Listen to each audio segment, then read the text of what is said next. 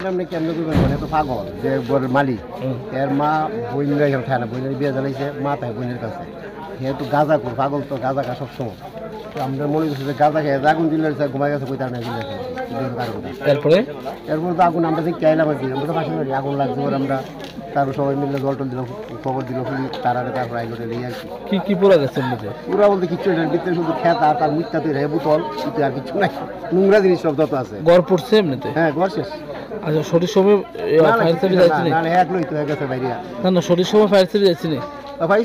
service আইছে প্রথম তো এই যে ঘুরাইছে তার বাইরে পর্যন্ত ঘুরাইছে আইছে ঠিক আগুন এখন নিয়ন্ত্রণে আগুন নিয়ন্ত্রণ